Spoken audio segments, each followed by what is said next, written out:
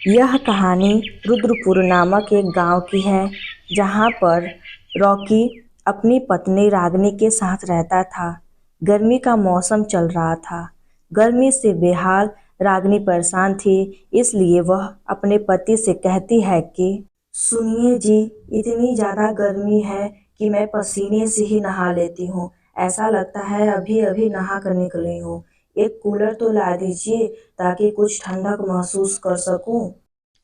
देखो, इतनी भी गर्मी नहीं है कि मैं तुम्हें कूलर ला कर दूं।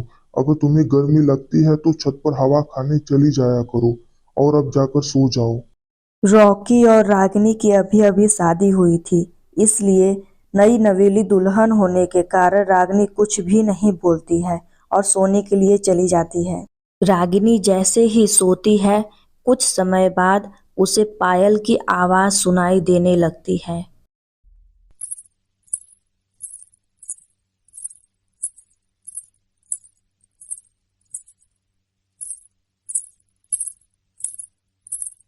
पायल की आवाज सुनकर रागिनी तुरंत उठकर बैठ जाती है और कहती है कि अरे इतनी रात हो गई है और ये आवाज कैसी है? मुझे बाहर जाकर देखना ही होगा।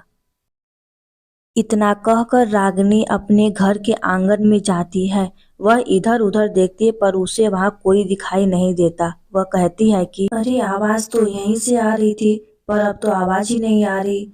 लगता है मेरा वहम होगा। रागिनी इतना कहकर वहां से सोने के लिए चली जाती है। वह जैसे ही सोती है, फिर से उसे पायल की आवाज सुनाई देने लगती है।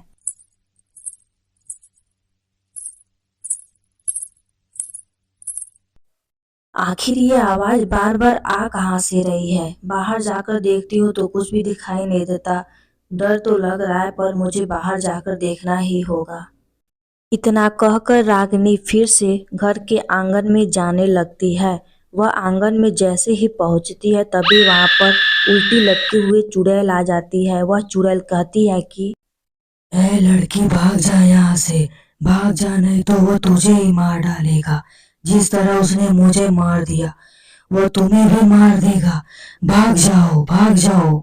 इतना कहकर वह चुड़ैल तुरंत गायब हो जाती है। रागिनी काफी डर जाती है, इसलिए वह भागते भागते अपने रूम में चली जाती है।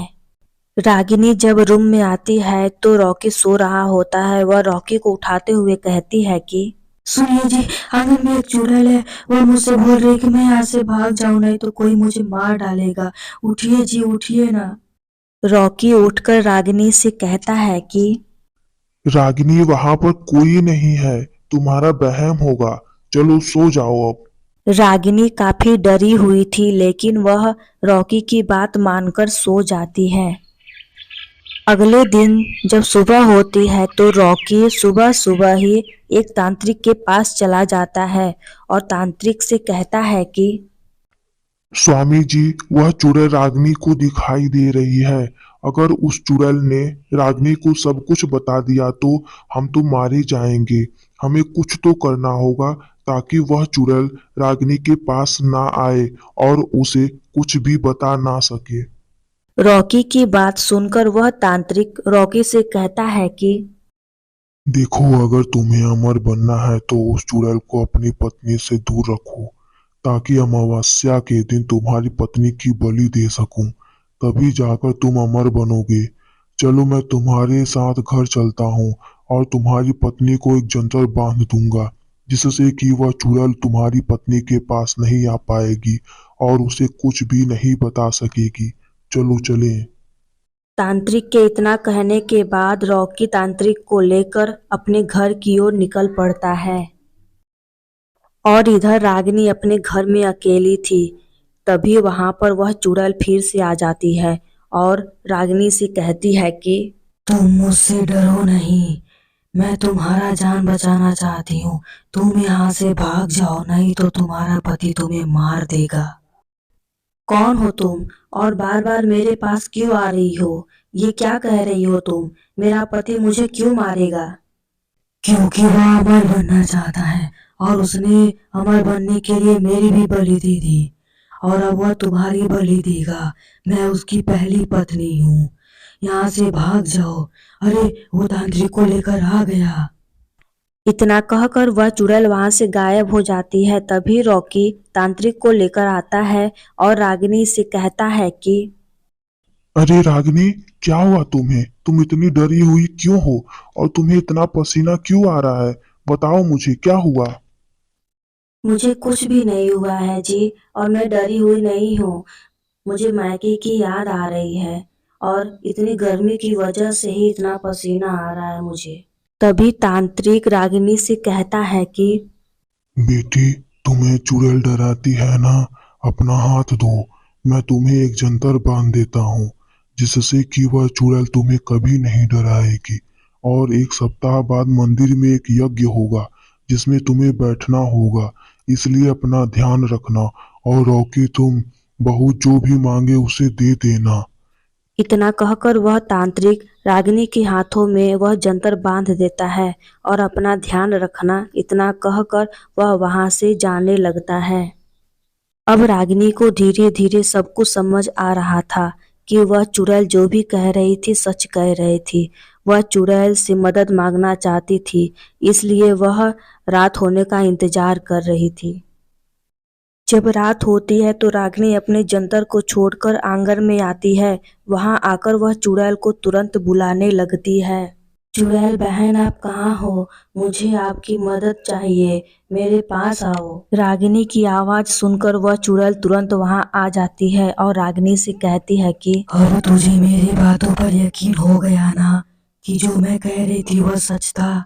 हाँ, मुझे आपकी बातों पर यकीन हो गया है, पर अब हमें क्या करना होगा?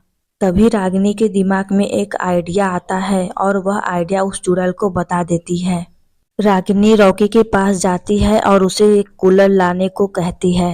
अगले दिन सुबह सुबह ही रॉकी एक कूलर लाता है और उसे रूम में रख देता है और रागिनी से कहता है कि ये लो रागिनी, मैंने कूलर ला दिया, अब तो खुश हो ना तुम?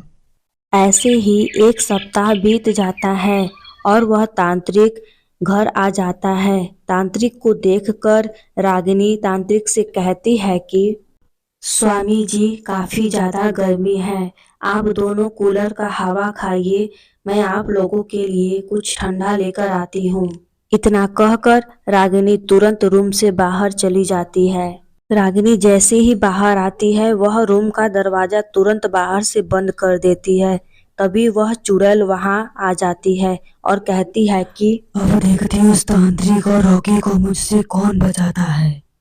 इतना कहकर वह चुड़ैल कुछ जादू करती है। उस जादू से रूम में रखे कूलर में से काफी ज्यादा धुआं निकलता है।